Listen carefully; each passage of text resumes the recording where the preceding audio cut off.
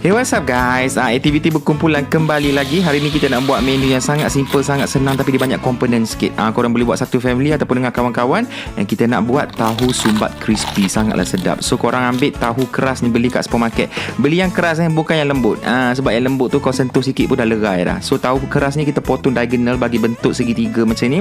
Ambil 2 sudu tepung beras, 2 sudu tepung bestari, garam sikit dengan setengah cawan air.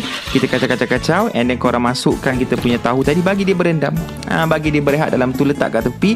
Untuk sos ambil 5 ulas bawang putih, 3 sudu makan cili kisar. Yang kita pakai ni yang cili tak pedas lah. 1/3 cawan sos cili Thai, setengah sudu makan tepung jagung and 3 cawan air. Air tu memang nampak banyak tapi tak apa, kita blend je and kita masak. Okay, reason kita letak air banyak tu sebab kita nak masak lama sikit. And then korang masukkan 2 ketul kecil gula Melaka ni and masak sampai air tu mula kering sikit and kuah mula pekat. Baru kita masukkan garam dengan sebut perasa secukupnya and siap kita punya kuah. Bila sejuk dia akan lagi pekat lagi nantilah. Okay, next kita gorengkan kita punya tahu tadi tu. Kalau nak senang, korang boleh stop goreng kat sini bila dah golden brown. Kalau nak extra, air tepung tadi jangan buang, kita tabur dekat atas. Make sure minyak betul-betul panas. And bila korang dah renjis kat atas tu, jangan usik. No.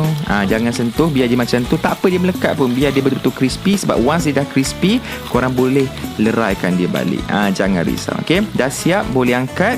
Dengar dia punya crispiness kat situ. Okay, next kita nak buat dia punya topping kat dalam tu. Senang saja, korang sagatkan carrot. Boleh tambah sengkuang kalau nak, timun batang.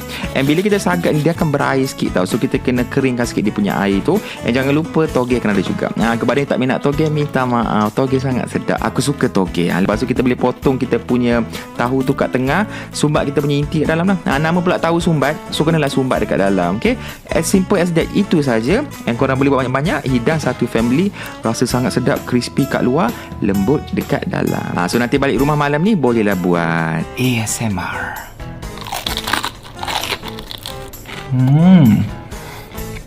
Kukrak. Sedapnya. So bolehlah try buat. Selamat mencuba.